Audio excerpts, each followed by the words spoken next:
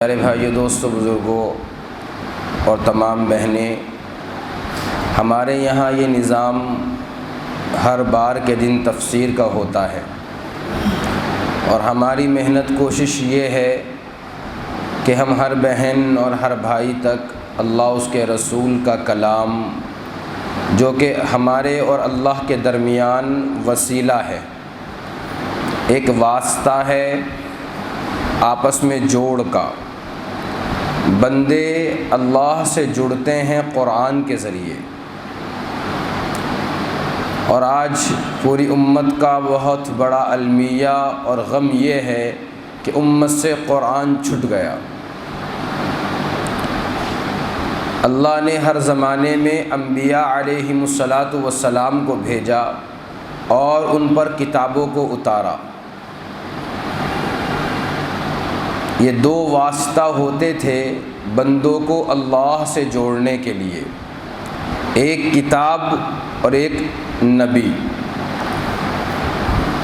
ہر نبی پر صحیفے، کتابیں، کسی نبی کو اللہ نے مکمل کتاب دی، کسی نبی پر صحیفوں کو اتارا، لیکن ساری نبیوں کی محنت کا نتیجہ اور خلاصہ وہ دعوت کا کام تھا کہ بندوں کو اللہ سے جوڑا جائے۔ اسی لیے ہر نبی نے یہ دعوت دی، یا ایھا الناس قولوا لا الہ الا اللہ تفلحوا، لوگو اللہ کو مان لو کامیاب ہو جاؤ گے۔ کامیابی کا مدار چیزیں نہیں، کامیابی کا مدار دولت نہیں، کامیابی کا مدار زیورات نہیں، کامیابی کا مدار بڑے بڑے گھر نہیں، کامیابی کا مدار لا الہ الا اللہ ہے۔ یہ انبیاء کی دعوت ہوتی تھی۔ جملہ پہلا برقرار رہتا، اگلا جملہ ہر نبی کے ساتھ بدلتا رہتا۔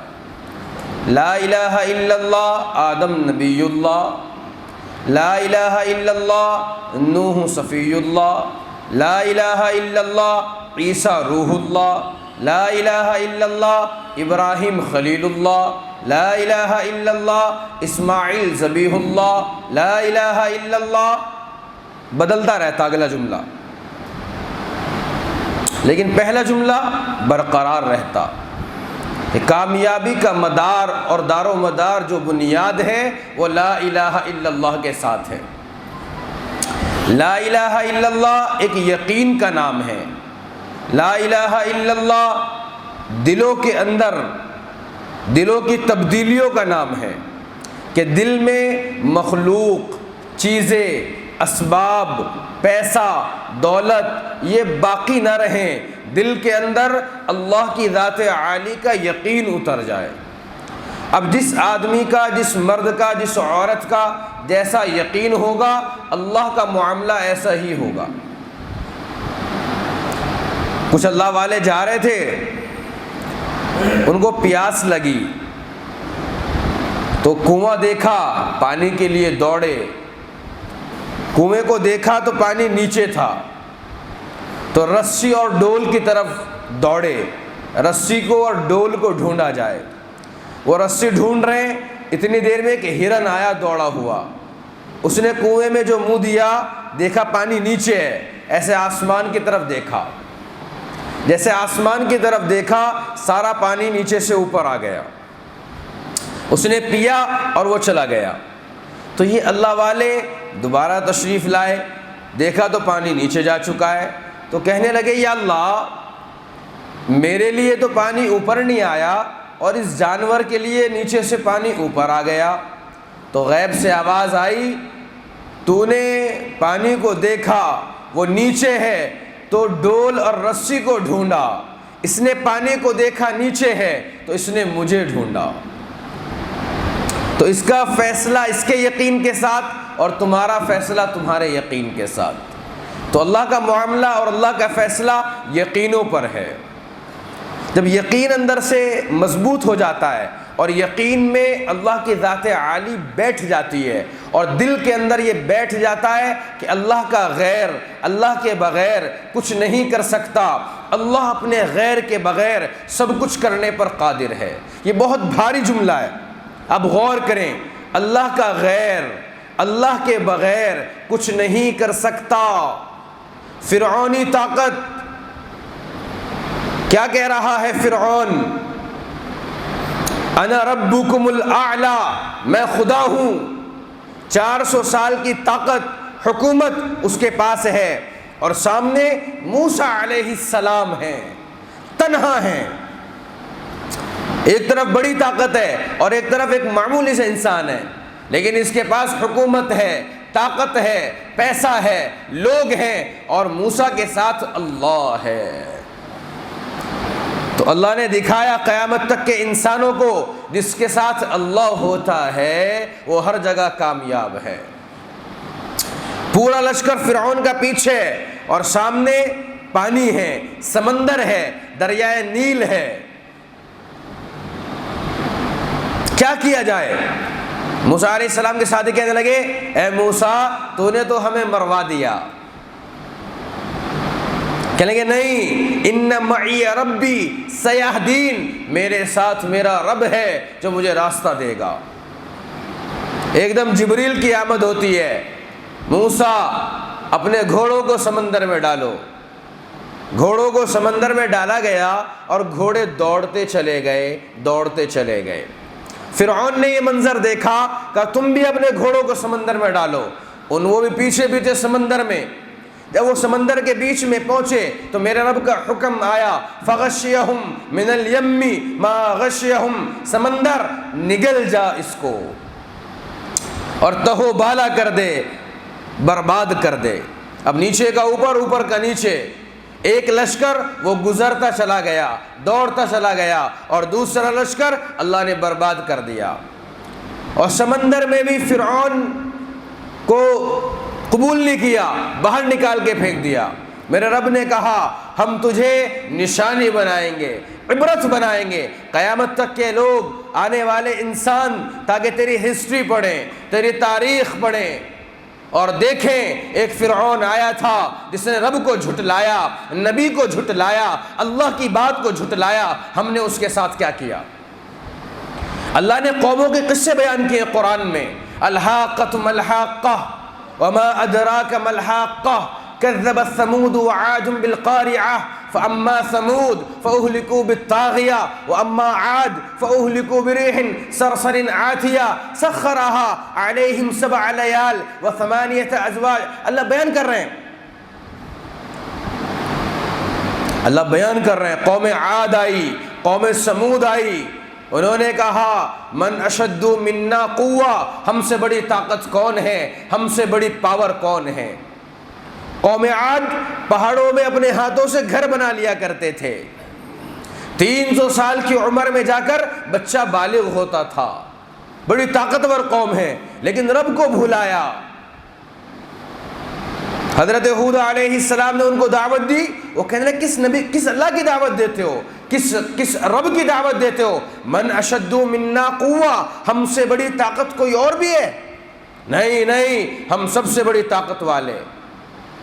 تو میرے رب نے ان کا حشر سنایا، ہواؤں کو اللہ نے اجازت دی، ہوا چلتی ہیں اور ایک سوئی کے ناکے کے برابر، بہت ہلکی سی، اپنی طاقت کے ساتھ نہیں، ہلکی سی اللہ نے ہوا کو بے قابو کیا تو ان کے سر کہیں اور تھے، ان کے دھڑ کہیں اور تھے۔ قوم سمود آئی، انہوں نے اللہ کا انکار کیا، فرشتے نے آ کر چیخ ماری، اللہ نے ان کے کلیجوں کو پھاڑ دیا۔ قوم لوط آئی، انہوں نے اللہ کو ناراض کیا، اللہ کی نافرمانی کی، اللہ نے ان پر 8 عذابوں کو ایک ساتھ مسلط کیا، اور جبریل علیہ السلام نے آ کر اپنے پر کو زمین میں رکھا، پوری بستی کو اٹھا کر الٹا پلٹ کے مارا، ان کا نام و نشان اللہ نے مٹا دیا۔ وجاء فرعون، میرا رب نے کہانی سنائی، پھر فرعون بھی آیا، ومن قبلہ بالخاطیہ، اس نے آ کر نافرمانی کی، اور دعویٰ کیا انا ربکم الاعلی، میں خدا ہوں، میں رب ہوں، تو ہم نے اس کے ساتھ کیا کیا؟ ہم نے اس کو سمندر کے حوالے کر دیا۔ تو یہ جملہ بڑا طاقتور ہے، اللہ کا غیر، اللہ کے بغیر کچھ نہیں کر سکتا۔ فرعون کے ہاتھ میں چھری ہے اور موسیٰ کو ذبح کرنا ہے، موسیٰ کو پیدا نہیں ہونے دینا، لیکن میرے اللہ نے پیدا کر کے دکھایا، اور فرعون کی گود میں موسیٰ علیہ السلام کی پرورش کر کے دکھائی۔ فرعون کی گود میں آئے موسیٰ، آسیہ نے کہا بڑا پیارا بچہ ہے، وہ کہنے لگا ہو نہ ہو یہی موسیٰ ہے، ہو نہ ہو یہی موسیٰ ہے۔ آسیہ بولی کہ نہیں، تمہیں سبھی موسیٰ نظر آتے ہیں، بڑا پیارا بچہ ہے، اس کو تو ہم پالیں گے۔ اس کی گود میں پلوایا، 30 برس فرعون کے گھر میں موسیٰ علیہ السلام نے پرورش کی، اور جب وقت آیا تو میرے رب نے کہا اذهب الى فرعون انه طغى، جاؤ موسیٰ جا کر دعوت دو فرعون کو۔ یہ اللہ کا غیبی نظام چل رہا ہے، جس کے ساتھ اللہ ہے وہ کامیاب ہے، جس کے ساتھ اللہ ہے وہ عزت والا ہے، جس کے ساتھ اللہ ہے وہ بلندی والا ہے، جس کے ساتھ اللہ ہے وہ سرفراز ہے، کامیاب ہے دنیا میں بھی اور آخرت میں بھی۔ اور جس کے ساتھ اللہ نہیں ہے، اس کے پاس پیسہ بھی ہو، حکومت بھی ہو، چیزیں بھی ہو، میرے رب کی قسم وہ دنیا کا سب سے بڑا ناکام انسان ہے۔ تو دنیا نے ہمیں ایک ذہن دیا ہے اور ہمارے رب نے ہمیں ایک ذہن دیا ہے۔ دنیا کا ذہن، چیزیں ہوں گی تو بڑے کامیاب ہو جاؤ گے، بڑی ڈگری ہوگی، بڑا مال ہوگا، بڑا گھر ہوگا، بڑی کوٹھی ہوگی، بڑی کار ہوگی تو کامیاب ہو جاؤ گے۔ یہ دھوکہ دیا ہے، یہ ذہن دیا ہے۔ اگر تمہیں کامیاب ہونا ہے تو بڑے گھر میں شادی ہو، بڑے لمبے چوڑے زیور ہو، تو لوگ کہیں گے بھئی کیا عزت ہے، کیا مقام ہے۔ قرآن کیا کہتا ہے؟ قرآن ہمیں ایک ذہن دیتا ہے۔ قرآن ہمیں ذہن کیا دیتا ہے؟ قل اللہم مالک الملک، ملک کا مالک اللہ ہے، تؤتی الملک من تشاء وتنزع الملک ممن تشاء، وہ جسے چاہتا ہے ملک دیتا ہے اور جس سے چاہتا ہے ملک چھین لیتا ہے۔ تمہاری تدبیریں، تمہاری سوچ، تمہاری محنتیں، تمہاری ریلیاں، تمہارے مشورے، یہ سب اللہ کے دربار میں، اللہ کے سامنے بے حیثیت ہیں۔ وَتَنزِعُ الْمُلْكَ مِمَّن تَشَاءُ، وہ جسے چاہتا ہے ملک دے دیتا ہے اور جس کو چاہتا ہے ملک چھین لیتا ہے۔ کسی کو تخت پر بٹھاتا ہے، کسی کو تختے پر بٹھاتا ہے، کسی کو ذلت کے گڑھوں سے نکال کر عزتوں کی چوٹیوں پر پہنچاتا ہے اور کسی کو عزتوں کی چوٹیوں سے اتار کر ذلیل کر دیتا ہے۔ وَتُعِزُّ مَن تَشَاءُ وَتُذِلُّ مَن تَشَاءُ، عزت کا مالک بھی اللہ ہے، ذلت کا مالک بھی اللہ ہے، کامیابی کا مالک بھی اللہ ہے، ناکامی کا مالک بھی اللہ ہے۔ وَتُخْرِجُ الْحَيَّ مِنَ الْمَيِّتِ وَتُخْرِجُ الْمَيِّتَ مِنَ الْحَيِّ، موت کا مالک بھی اللہ ہے، زندگی کا مالک بھی اللہ ہے، بنانے کا مالک بھی اللہ ہے، بگاڑنے کا مالک بھی اللہ ہے۔ یہ قرآن کا ذہن ہے۔ تو جو ہر چیز کا مالک ہے اس کے دربار میں جھکنا اور اس کو راضی کرنا، یہ میری اور آپ کی زندگی کا مقصد ہے۔ اس لیے اللہ نے سوال کیا افحسبتم انما خلقناکم عبثا، میرے بندو، میری بندیوں، بتاؤ کیا تم دنیا میں ایسے ہی آئے ہو جو چاہے کرو، کوئی تمہیں دیکھنے والا نہیں، کوئی تمہیں سننے والا نہیں؟ نہیں، میں نے دنیا میں تمہیں ایک مقصد کے لیے بھیجا ہے، اور وہ مقصد کیا ہے؟ وَمَا خَلَقْتُ الْجِنَّ وَالْإِنسَ إِلَّا لِيَعْبُدُونَ، رب کو راضی کرنا، رب کے سامنے جھکنا، رب کی عبادت کرنا، یہ زندگی کا مقصد ہے۔ تو میرے بھائیو، دوست، بزرگوں، یہ پہلا ذہن ہے، اور یہ پہلا ذہن ہے قرآن کا جو ہمیں دیا گیا ہے کہ ہم اللہ کے سامنے جھکیں، مخلوق کے سامنے نہ جھکیں۔ عبداللہ ابن عباس اللہ کے نبی کے سامنے بیٹھے ہوئے اور اللہ کے نبی فرما رہے یا غلام، اے میرے چچا زاد بھائی، وَإِذَا سَأَلْتَ فاسأل اللہ وَإِذَا اسْتَعَنْتَ فَاسْتَعِنْ بِاللَّهِ. اگر مانگنا ہو تو اللہ سے مانگنا، سوال کرنا ہو تو اللہ سے سوال کرنا، دعا مانگنی ہو تو اللہ کے سامنے ہاتھ پھیلانا، اللہ کے غیر کے سامنے ہاتھ نہ پھیلانا. جو دنیا کے سامنے ہاتھ پھیلاتا ہے وہ ذلیل ہو جاتا ہے، جو اللہ کے سامنے ہاتھ پھیلاتا ہے اللہ اسے سرخ رو کر دیتا ہے. اس لیے اللہ کہتا ہے میرا بندہ ادعوا ربکم تضرعا وخفیا فادعونی استجب لکم. مجھ سے مانگ میرا بندہ، جب مانگنا ہو تو مجھ سے مانگ. اور کیسے مانگ؟ ادعوا ربکم تضرعا وخفیا، بے قرار ہو کر. جیسے بچہ اماں سے چمٹ جاتا ہے اور کہتا ہے مجھے نہیں پتا، اماں مجھے چاہیے، اماں مجھے چاہیے، اماں مجھے چاہیے. ماں بے بس ہے، وہ کہہ رہی بیٹا میں یہ کام نہیں کر سکتی، بیٹا میرے پاس پیسے نہیں، میں کیسے لے کر دوں یہ کھلونا. وہ بے بس ہے لیکن وہ رو رہا ہے، وہ تڑپ رہا ہے. ماں ماں ہے اور وہ اس کی حاجت کو پوری کرتی ہے، وہ اس کی حاجت کو پوری کرتی ہے. تو میرا اللہ 70,000 ماؤں سے زیادہ پیار کرنے والا. جب ہم اس سے مانگیں گے، اس کے دربار میں روئیں گے، اس کے سامنے گڑ گڑائیں گے، پھر دیکھو وہ اللہ کیسے آئے گا حاجتوں کو پورا کرنے کے لیے. تو آج سب سے بڑا مسئلہ یہ ہوا کہ ہمارا تعلق اللہ کی ذات سے ٹوٹ گیا. تو قرآن ہمیں ذہن دیتا ہے کہ اللہ سے جڑیں، اللہ کے سامنے ہاتھ اٹھائیں. بنی اسرائیل میں ایک نوجوان تھا، بڑا ظالم، بڑا گناہ گار، بڑا خطا کار. اس نے بہت سارے گناہ کیے اور بڑے بڑے گناہ کیے، لیکن لوگوں نے اس کو بستی سے مار مار کے نکال دیا اور جنگل میں پھینک دیا. وہ جنگل میں پڑا ہوا ہے. وقت قریب آیا موت کا تو سانسیں رکنے لگی. اس نے دائیں دیکھا، اسے کوئی نظر نہ آیا.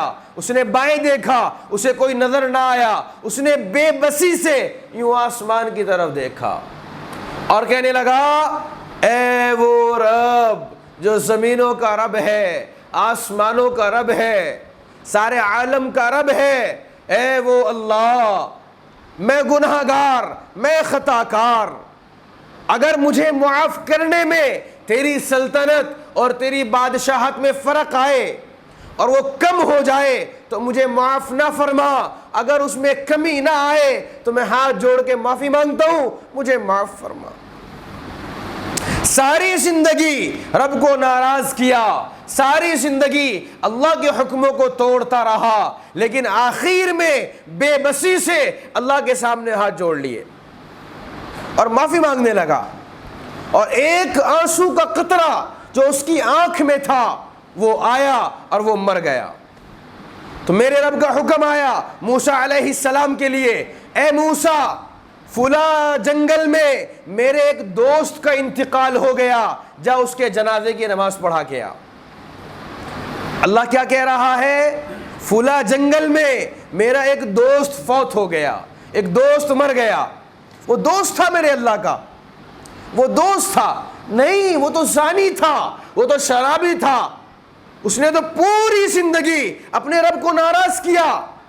لیکن میرے بھائیوں وہ ایک مرتبہ کے کہنے پر، وہ ایک آنسو پر کس کو معاف کر دے، کس کے ساتھ درگزر کا معاملہ کر دے. وہ بے نیاز ہے، وہ بے نیاز ہے. کون اس سے پوچھنے والا؟ تو مجھے کیا حق ہے میں کسی کو طعنہ دوں؟ مجھے کیا حق ہے میں کسی کو حقیر سمجھوں؟ یہ تو نے کیا کیا؟ وہ فلاں ایسا کرتی ہے، وہ فلاں ایسا کرتا ہے. آج گھر گھر میں یہ ماجرا ہے، دوسروں کی غیبتیں، دوسروں کو حقیر سمجھنا، کمتر سمجھنا. شیخ سعدی سو رہے ہیں مسجد میں، بہت زمانے کے بعد یاد آیا یہ واقعہ. ان کا بیٹا بھی سو رہا ہے. رات کو تہجد میں بیٹا اٹھا، نماز پڑھی اور سو گیا. صبح کو بابا سے کہنے لگا، شیخ سعدی سے، بابا رات تو تہجد میں کوئی بھی نہ اٹھا، اتنا بڑا مجمع مسجد میں سو رہا تھا، کسی ایک نے بھی تہجد نہ پڑھی اور سب اللہ والے. تو بابا نے کہا بیٹا تو بھی نہ اٹھتا, تو بھی سو جاتا. کہا کیا کہہ رہے؟ کہاں تیرا اٹھنا اور نماز پڑھ کے لوگوں کو حقیر سمجھنا یہ بڑا گناہ ہے, یہ بڑا عمل ہے اس بات سے کہ تو رات تہجد میں اٹھا تھا. تو لوگوں کو چھوٹا سمجھنا, حقیر سمجھنا, یہ انسان کو اللہ کی نظروں میں گرا دیتا ہے. میرے نبی نے سب کو سینے سے لگایا ہے اور سب کو عزت دی ہے. اللہ کے نبی کھانا کھا رہے, صحابہ بھی بیٹھے ہوئے ہیں. ایک عورت آئی, فاحشہ عورت, اور آ کر کہنے لگی بہت بڑا نبی بنتا ہے اپنے آپ کو, اکیلے کھا رہا ہے. اللہ کے نبی نے کہا تو بھی کھا لے. صحابہ دیکھ رہے ہیں, ہمارے مجمع میں کوئی آ کر ایسے گستاخی کرے تو ہم کیا کہیں گے؟ دفع ہو جا, تجھے تمیز نہیں بات کرنے کی, کون بیٹھا ہوا ہے؟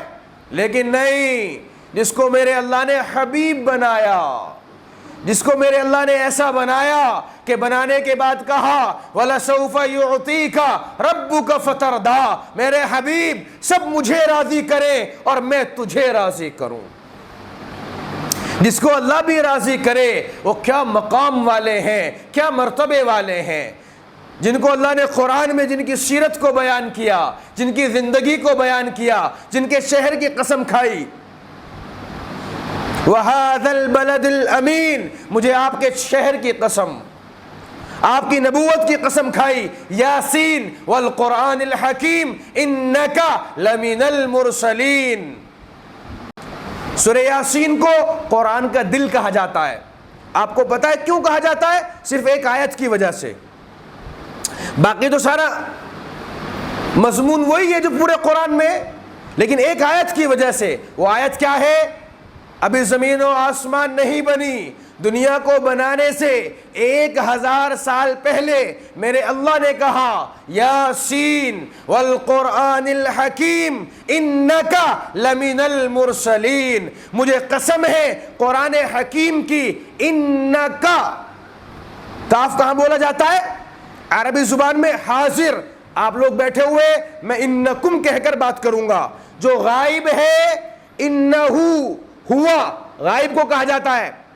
تو زمینی بنی, آسمانی بنا, اور میرا رب کہہ رہا ہے انکا, میرا نبی سامنے, کوئی سامنے, اور کہہ رہا ہے انکا لمن المرسلین, میرے حبیب مجھے قرآن حکیم کی قسم تو میرا رسول ہے. ابو ہریرہ نے پوچھا یا رسول اللہ آپ کو نبی کب بنایا گیا؟ تو میں جواب کیا تھا؟ 40 سال 6 مہینے کی عمر میں مجھے نبی بنایا گیا. لیکن آپ نے کیا فرمایا؟ یہ بات نہیں فرمائی. میرے نبی نے جواب دیا اے ابو ہریرہ, جب آدم کا قصہ میرے رب نے نہیں چھیڑا تھا مجھے نبی بنا دیا تھا. جو اتنے بڑے مقام والے, اتنی بڑی حیثیت والے, اور اتنے بڑے نبی اور نبیوں کے نبی اور نبیوں کے سردار, وہ کیا کہہ رہے؟ آجا تو بھی کھا لے. وہ آ کے بیٹھ گئی. پھر اس نے, اور اللہ کے نبی نے کہا بھائی کھا, تو کہنے لگی یہ نہیں کھاؤں گی, میں تو وہ کھاؤں گی جو تمہارے منہ میں ہے, اپنے منہ سے نکال کر دو. اللہ کے نبی نے اپنے منہ سے نکال دیا. وہ تو آزما رہی تھی, جب میرے نبی کا منہ کا لقمہ اس کے منہ میں گیا اندر ایمان اتر گیا. تو مجھے کیا حق ہے میں کسی کو حقیر سمجھوں, کسی کو ذلیل سمجھوں؟ ساری زندگی کا نافرمان رو رہا ہے, اے میرے رب مجھے سب نے چھوڑ دیا, تو نہ چھوڑنا. تو میرے رب نے کیا کہا؟ اے موسیٰ فلاں جنگل میں میرے ایک دوست کا انتقال ہو گیا, جا جنازہ پڑھا کے آ. تو موسیٰ علیہ السلام دوڑے. پھر میرے رب کا حکم آیا اے موسیٰ جا بنی اسرائیل میں اعلان کر دے جو میرے دوست کا جنازہ پڑھے گا میں اس کی بھی مغفرت کر دوں گا. جنازے پر مغفرت ہو رہی ہے. کیا کیا ہے اس نے؟ کیا یہ تہجد گزار ہے؟ کیا اس نے بڑے جہاد کیے، بڑے درس دیے؟ نہیں نہیں، اپنے رب کے سامنے توبہ کی ہے۔ تو بنی اسرائیل میں اعلان ہوا، سارا قافلہ، سارا علاقہ دوڑا ہوا آیا، کون اللہ والا، کون بزرگ، کون نیک ہے جس کے جنازے پر آج مغفرت ہو رہی ہے؟ آ کر دیکھا تو وہی گناہ گار، وہی خطا کار، وہی ڈاکو، وہی زانی۔ تو کہنے لگے اے موسیٰ کیا کہہ رہے ہو، یہ تو بہت بڑا گناہ گار تھا، ہم نے اس کو مار مار کے بستی سے نکال دیا، تم بول رہے کہ جنازے پر بھی مغفرت؟ تو موسیٰ علیہ السلام نے پھر اللہ سے بات کی، یا اللہ آپ تو یوں کہتے ہیں میرا دوست ہے، اور بندے کہتے ہیں سب سے بڑا گناہ گار ہے۔ تو آواز آئی، اے موسیٰ بات وہی ہے جو بندے کہہ رہے ہیں، لیکن موسیٰ جب اس کی موت کا وقت آیا، اس نے دائیں دیکھا، اسے کچھ نظر نہ آیا، بائیں دیکھا، کچھ نظر نہ آیا، اس نے بے بسی سے میری طرف دیکھا۔ اے موسیٰ مجھے میری عزت کی قسم، مجھے میرے جلال کی قسم، اگر اس وقت میں پورے بنی اسرائیل کی مغفرت چاہتا، میں پورے بنی اسرائیل کو معاف کر دیتا۔ ایسا معاف کرنے والے سے ہمارا واسطہ ہے۔ تو میرے بھائیوں، آج اللہ سے تعلق ٹوٹا ہوا ہے، اللہ کے نبی سے تعلق ٹوٹا ہوا ہے، اس لیے ذلت ہمارا مقدر بن گئی، پریشانیاں ہمارا مقدر بن گئی، چاروں طرف سے ظالموں کا تسلط ہے، چاروں طرف سے عذابات کی بارشیں ہیں۔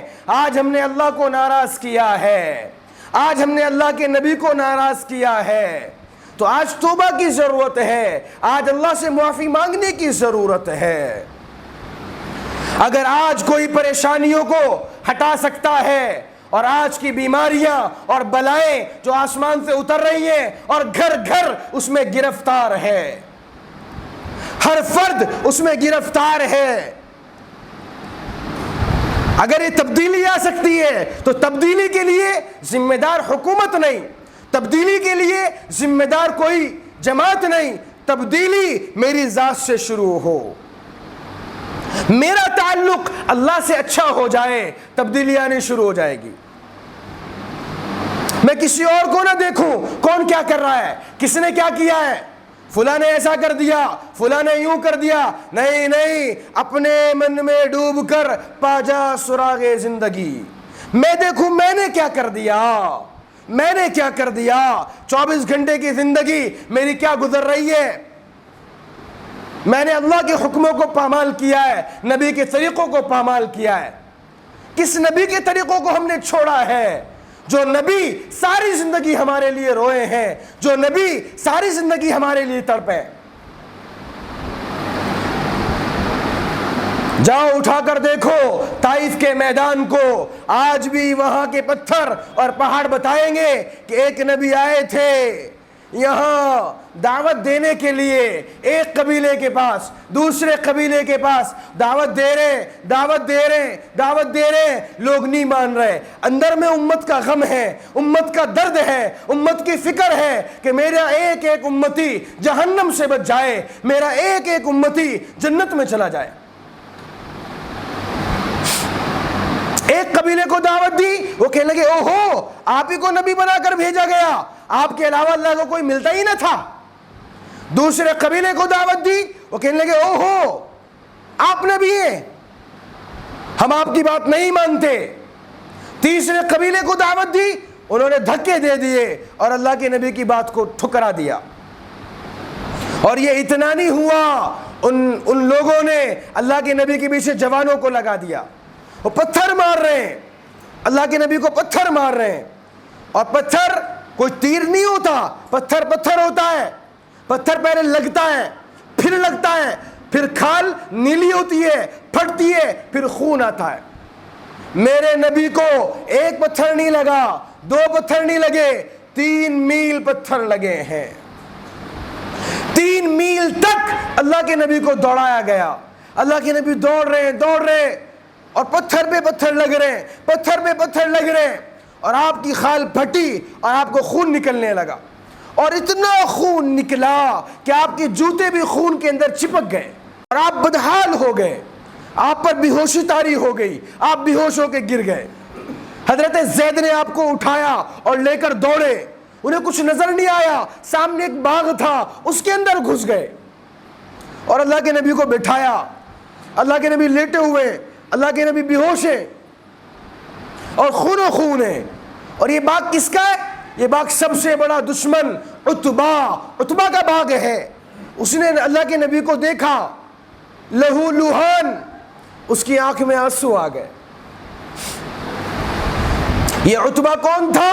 یہ وہ ہے جس نے بدر میں کافروں کا جھنڈا ہاتھ میں لیے ہوئے, ساری زندگی اللہ کے نبی کو قتل کرنے کے منصوبے بنانے والا, ساری زندگی اللہ کے نبی کو تکلیف پہنچانے والا. جب اللہ کے نبی کو دیکھا خون و خون تو وہ بھی بے ساختہ آنکھوں میں آنسو لے آیا اور رونے لگا اور کہنے لگا, ہائے میرے قریشی بھائی کا یہ کیا حال کر دیا طائف والوں نے. اور بیل پر سے انگور توڑے, پلیٹ میں سجائے اور اپنے غلام سے کہا, عداس لو یہ جا کر وہ جو شخص لیٹا ہوا ہے اس کو جا کر دینا اور کہنا کہ تمہیں میری رشتہ داری کا واسطہ یہ ٹھکرانا نہیں, اس کو قبول کر لو. میرے بھائیوں, جس پر غیروں کو بھی ترس آیا, جس پر غیر بھی روئے, دشمن نے بھی آنسو بہائے, ہم نے ان کو اپنی زندگیوں سے نکال دیا, اپنے گھروں سے نکال دیا. ہمارے اندر سے ہمارے نبی کی سنتیں رخصت ہو گئیں. یہ ہم نے کیا ظلم کیا ہے؟ ہم کامیاب کیسے ہو سکتے اپنے نبی کے طریقوں کو چھوڑ کر؟ اللہ کے نبی نے فرمایا, یا ابا سفیان جئتکم بکرامت الدنیا والآخرہ, اے ابو سفیان میں تمہارے لیے دنیا اور آخرت کی کامیابی لایا ہوں. جو میرے پیچھے چلے گا وہ کامیاب ہو جائے گا اور جو میرے طریقوں کو ٹھکرائے گا وہ ناکام ہو جائے گا. تو میرے بھائیوں, آج یہ پروگرام سارے علاقے کو جوڑا گیا اس لیے کہ ہم سب اللہ سے جڑ جائیں, ہم سب توبہ کر لیں, چھوڑ دیں اس زندگی کو جس زندگی سے اللہ ناراض ہوتا ہے, چھوڑ دیں ان راستوں کو جن پر اللہ رسول ناراض ہوتا ہے. اس لیے خصوصاً بہنوں کو بھی بلایا گیا, بھائیوں کو بھی بلایا گیا کہ ہم اپنی زندگی سے توبہ کر کے اللہ کے راستے پر, اللہ کے نبی کے راستے پر اپنی زندگی کو گزاریں. تو نیت کرتے ہیں سارے بھائی انشاءاللہ ہم اللہ کو راضی کریں.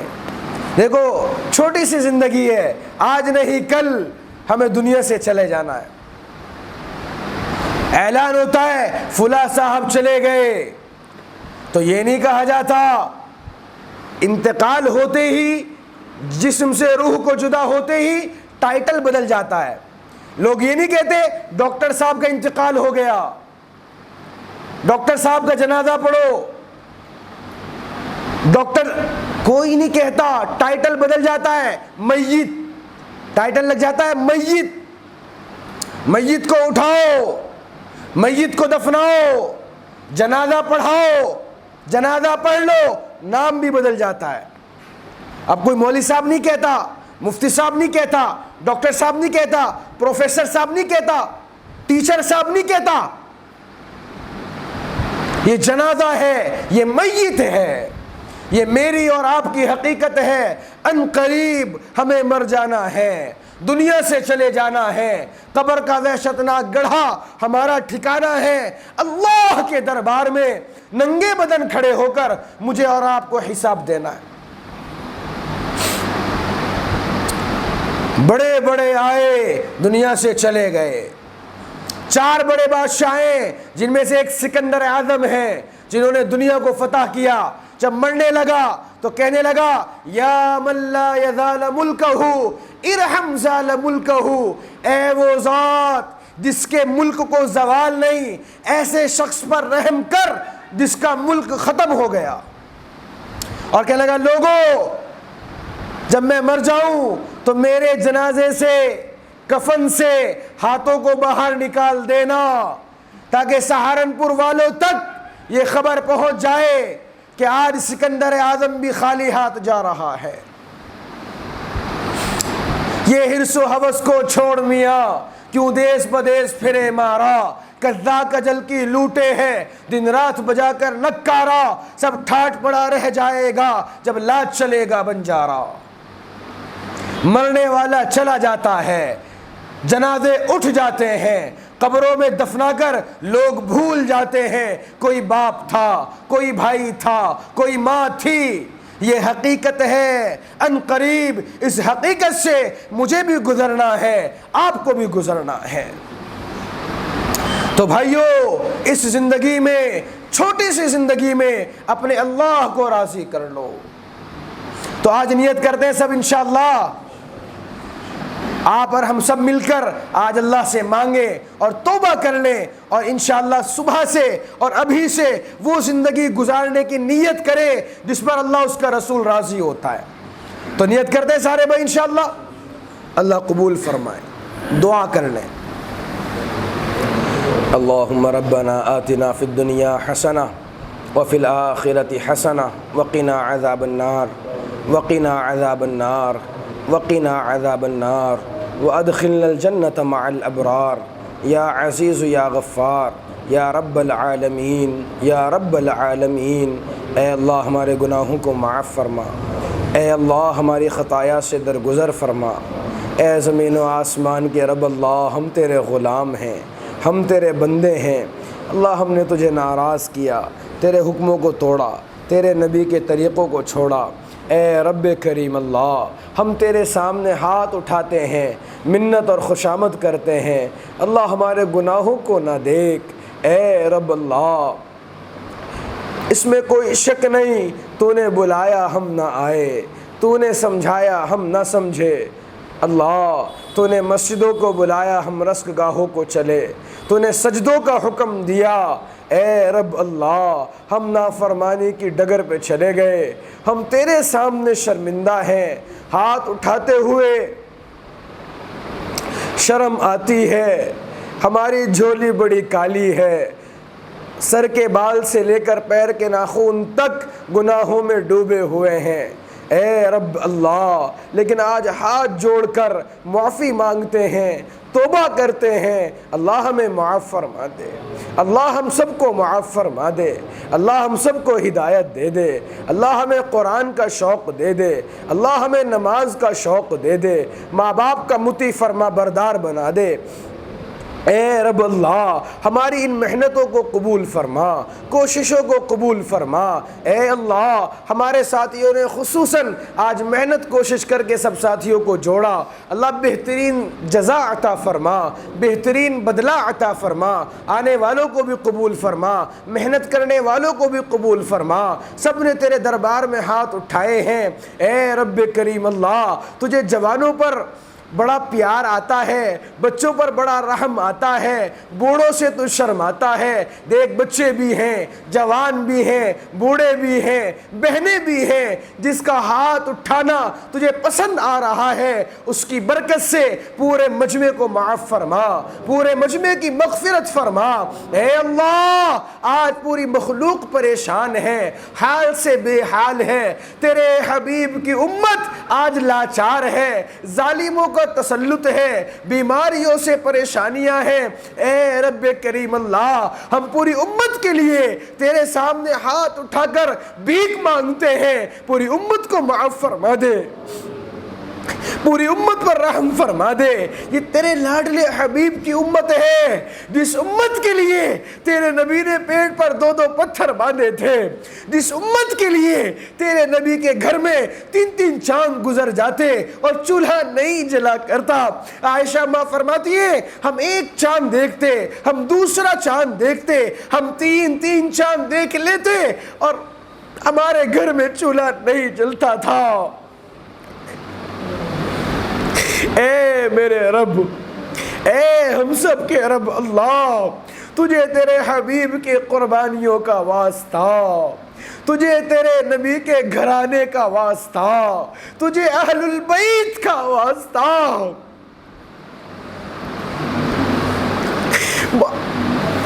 رحمت کی نظر سے دیکھ لے میرے رب۔ اے مجلس کے فرشتوں، آج ہم تم سے درخواست کرتے ہیں، آج تم بھی ہمارے ساتھ رو لو اور ہمارے ساتھ آنسو بہا لو، ہمارا روٹھا رب منا دو۔ ہمارا رب ہم سے روٹھ گیا، آج گھر گھر سے دین رخصت ہو گیا، ہماری بچیوں کا پردہ چھین لیا گیا، ہمارے بچے، ہمارے جوان نماز کو چھوڑ کر، دین کو چھوڑ کے زندگی گزار رہے۔ اے خاصائے خاصان رسل، وقت دعا ہے، امت پہ تیری عجب آ کے وقت پڑا ہے۔ جو دین بڑی شان سے نکلا تھا وطن سے، آج پردیس میں غریب الغربا ہے۔ اے میرے رب، آج تیرے نبی کے دین کو ٹھکرایا گیا، تیرے نبی کے دین کی مذاق بنائی گئی، تیرے محبوب کا امتی۔ اے میرے اللہ، آج ہمارے جوان بچے، ہماری جوان بچیاں عزتیں محفوظ نہیں، جوانیاں محفوظ نہیں، ظالموں کا تسلط ہے، چاروں طرف ظلم و ستم ہے، چاروں طرف ظلم و ستم ہے۔ ہم بے بس ہیں میرے آقا، ہم بے بس ہیں میرے مولا۔ بچہ مار کھا کے ابا کو بلانے آتا ہے اور کہتا ہے ابا مجھے اس نے مارا ہے۔ اے میرے رب، آج ہم تجھے بلانے آئے ہیں، ہمیں باطل نے مارا ہے، ہمیں ظالم نے مارا ہے۔ آج کا ظالم کہتا ہے بلاؤ اپنے حمیتی کو، بلاؤ اپنے اللہ کو، آج ہم تجھے بلانے آئے ہیں، آج ہم تجھے لینے آئے ہیں۔ اے زمین و آسمان کو بنانے والے، آ جانا میرے مولا، آ جا تو میرے ربا، بڑی دیر ہو گئی۔ دیکھ میرے اللہ، ہماری بیٹیوں کی عزتیں تار تار ہو گئی، ہماری بچیوں کی عصمتیں تار تار ہو گئی، ہمارے نوجوان جیلوں کے حوالے ہو گئے، ان کے معصوم بچے انتظار کرتے کرتے سو جاتے، ابا کب آئیں گے، ابا کب آئیں گے۔ ان کی بیویوں کی جوانیاں دیواروں کے سہارے کٹ رہی ہے، ان کی ماں کے موٹے موٹے آنسوئے، میرا بیٹا، میرا بچہ، آئے اور قصور اتنا ہے کہ ہم مسلمان ہیں۔ ہزاروں لاکھوں جوان جیلوں میں بند ہیں، جن کی جوانیاں کٹ جاتی ہیں اور جوانیاں گزرنے کے بعد ان سے کہا جاتا ہے تمہارا کوئی جرم ہی نہ تھا۔ ہمارے جوانوں کی جوانیاں ضائع کر دی گئی، ہمارے بچے اور بچیوں کی عزتوں کو پامال کیا گیا۔ اے میرے مولا، ہم تجھ سے بھیک مانگتے ہیں، یہ سارا مجمع دکھوں کے ساتھ، غموں کے ساتھ تیرے دربار میں جھولی پھیلا رہا، ہمارے پاس سوائے ندامت کے آنسو کے کچھ بھی نہیں ہے میرے آقا۔ آج اپنے فضل سے اعلان کر دے میں نے ان سب کو معاف کر دیا۔ اللہ فرشتوں سے اعلان کرا دے یہ جو مجمع وردوان میں رو رہا ہے، یہ بوڑھے جوان، یہ بہنیں مرد و عورتیں جو آنسو بہا رہے ہیں اور ان کے آنسو نکل نکل کے ان کے چہروں پہ گر رہے ہیں، ان کے دامن میں گر رہے ہیں، تو اعلان کر دے میں نے ان کو معاف کر دیا۔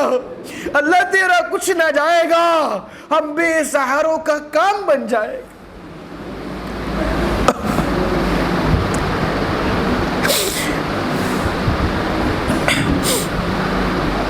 اے ماؤں سے زیادہ پیار کرنے والے، ہمارے مقروضین کے قرضوں کو ادا کروا، ہمارے بے نکاح بچے بچیوں کے جوڑ کا انتظام فرما۔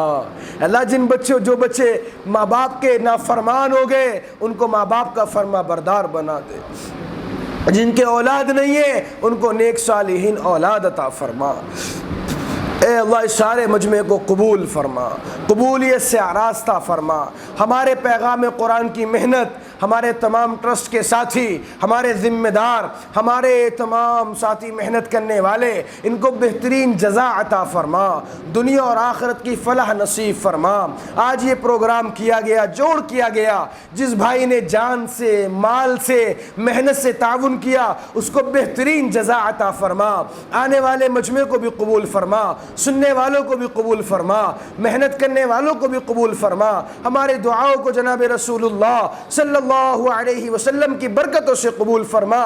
سبحان ربک رب العزت عما یصفون وسلام علی المرسلین والحمد للہ رب العالمین۔